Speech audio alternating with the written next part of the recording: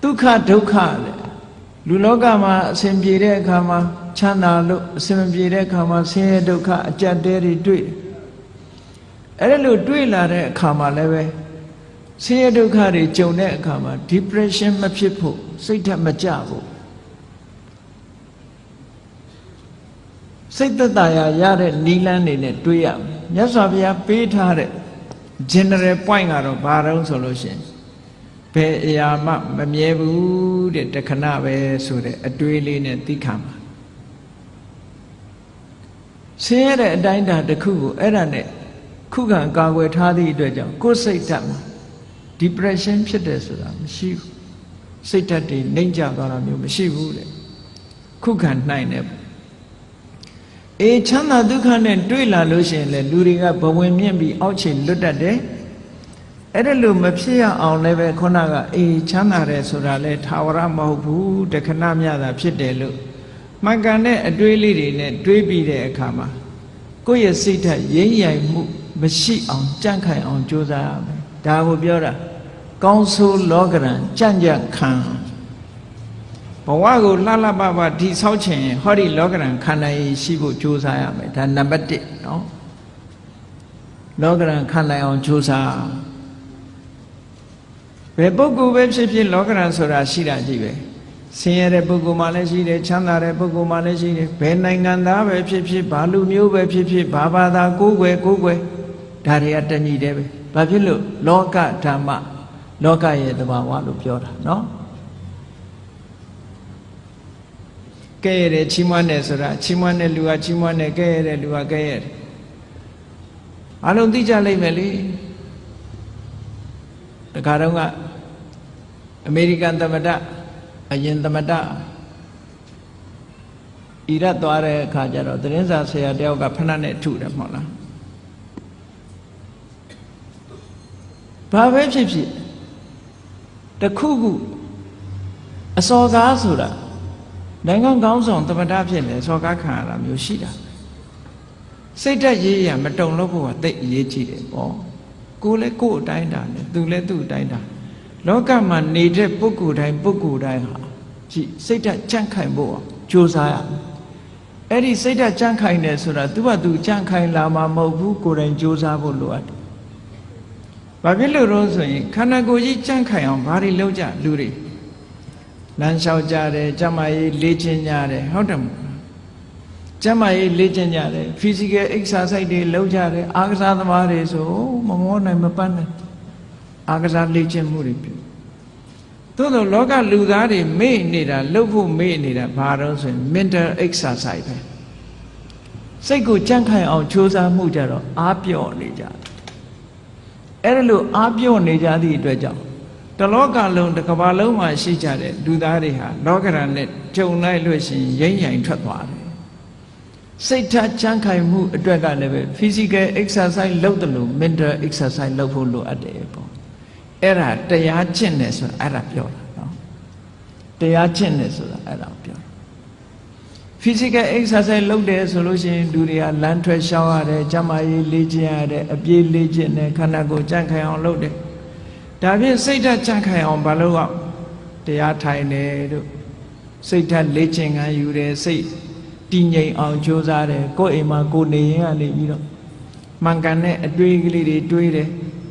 ဆိုပါစို့လောဘစိတ်တွေများနေတယ်တွေ့တာစိတ်တွေများနေတယ်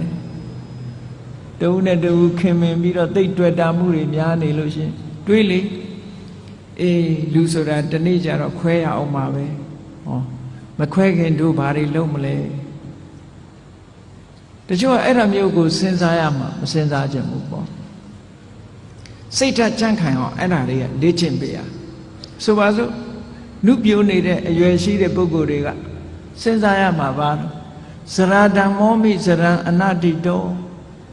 ငါမှအိုခြင်းသဘောရှိတယ်အိုတဲ့သဘာဝငါမှရှိနေတဲ့အိုခြင်းတရားကိုငါမလွန်မြောက်နိုင်သေးဘူးလို့ဒီဟာစိတ်ဓာတ်ကြံ့ခိုင်အောင်လေ့ကျင့်မှုတစ်ခုပဲ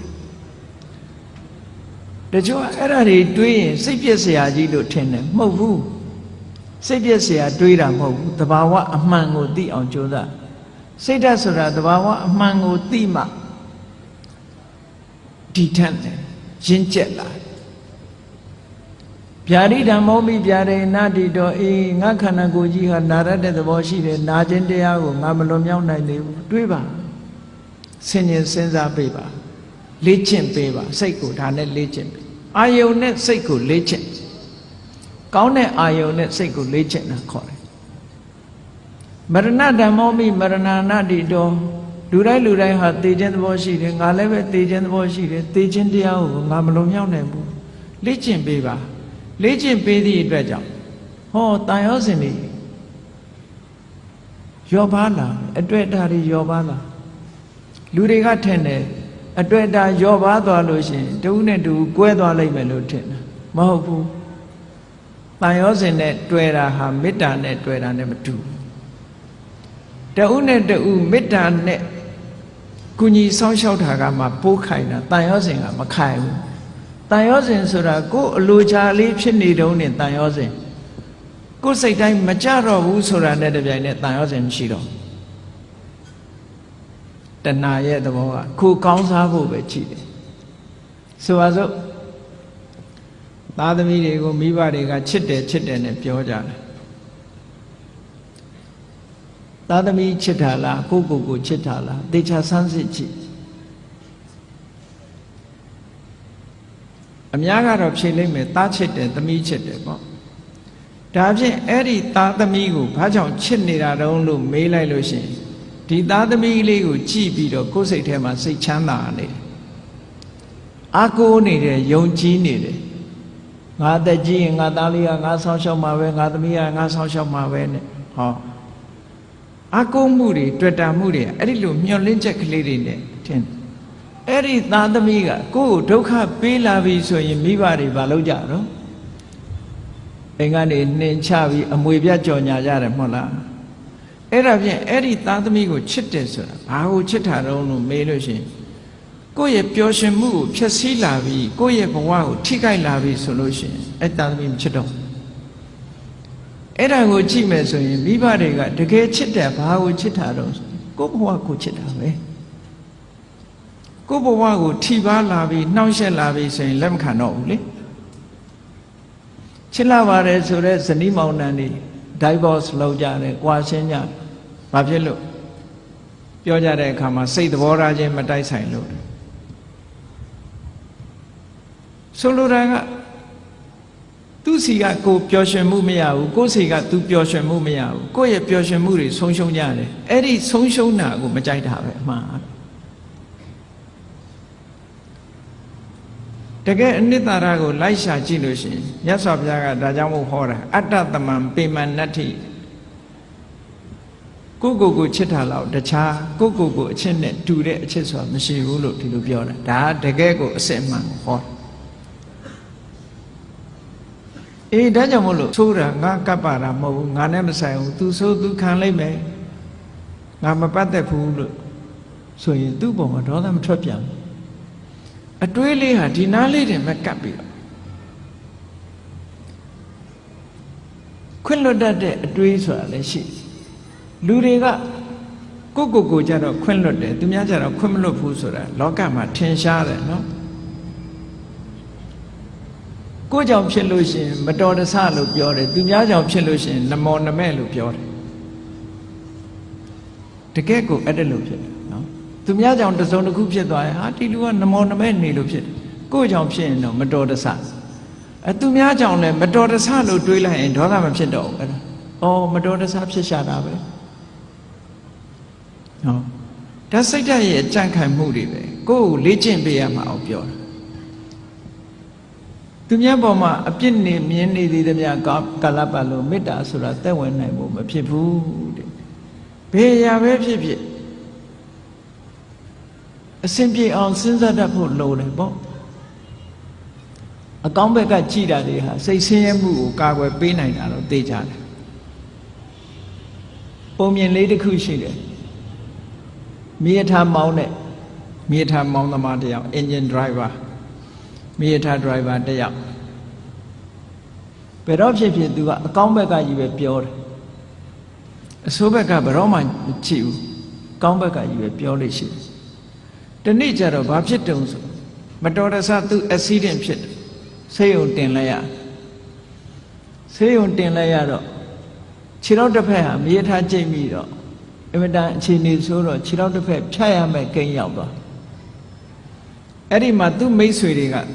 သတင်းသွားမေးတယ်မေးရင်သူ့ကိုပြောတာမင်းဘယ်တော့မှဆိုအကောင်းဘက်ကကြီးပဲပြောတယ်အကောင်းကြီးပဲမြင်တယ်မင်းဒီတစ်ခါမင်းကိုမင်းဖြစ်တဲ့အခါအကောင်းမြင်နိုင်အောင်မလားပေါ့အကောင်းမြင်နိုင်အောင်မလားမင်းကိုယ်တိုင်ခြေထောက်တစ်ဖက်ဖြတ်ရတော့မယ်မင်းဘယ်လိုလုပ်အကောင်းမြင်မလို့ဆိုတော့အဲ့ဒီလူကပြုံးပြီးတော့ဘာပြောတော့ဆိုလို့ရှိရင်တငယ်ချင်းတို့တဲ့ငါဒီကနေ့ကစပြီးတော့ခြေထောက်ဒီဖဏတ်ဟာတစ်ဖက်ဖိုးသက်သာသွားပြီငါဖဏတ်ဟာတိတ်နှစ်ခုမဝယ်ရတော့တစ်ခုပဲဝယ်ရတော့အကောင်းဘက်ကနေကြည့်ပြောတာနော်ဖဏတ်တရံထဲမှာတစ်ဖက်စာပဲငါဝယ်ရတော့မယ်ဆိုတစ်ဖက်ဖိုးငါသက်သာသွားပြီလို့ပြောတာခြေတော့ဖြတ်ရလို့ဖြစ်ရလေခြင်းဆိုတဲ့အတွေးကိုမတွေးဘူးအေးဖဏတ်တစ်ဖက်ဖိုးသက်သာသွားပြီအကောင်းဘက်ကမြင်တာတချို့နေရာမှာ wise attention ဆိုတာအဲ့ဒါမျိုးကိုပြောတာတစုံတစ်ခုဖြစ်လာလို့ရှိရင်စိတ်ဆင်းရဲနေမဲ့အစားအကောင်းဘက်ကလှည့်တွေးပြီးတော့လှုပ်တင်လှုပ်ထိုက်တာလှုပ်အောင်ဒါပြောတာနော်လှုပ်တင်လှုပ်ထိုက်တာစိတ်ပူပန်တာနဲ့လှုပ်တင်လှုပ်ထိုက်တာဆိုတာနဲ့တခြားစီတချို့ကမကောင်းတာဖြစ်ပြီဆိုလို့ရှိရင်စိတ်ထဲကပူပန်ပြီးတော့ဘာလို့မှမသိညာလို့မှမသိစိတ်တွေဆင်းရဲပြီးတော့အဲ့ဒါလိုနေတယ်အဲ့ဒါလိုမဟုတ်ဒါအဖြေမဟုတ်ဘူးတဲ့အဖြေမဟုတ်ဘူးစိတ်ပူပန်နေမဲ့အစားပူပန်မှုကိုလျှော့ချပြီးတော့ဘာလို့သင့်တယ်ဆိုတာကိုစဉ်းစားဖို့ပဲလိုအပ်တယ်ဟောတာစိတ်ရဲ့စွမ်းရည်တွေကိုဒီလိုလေ့ကျင့်ပြရမယ်လို့ပြော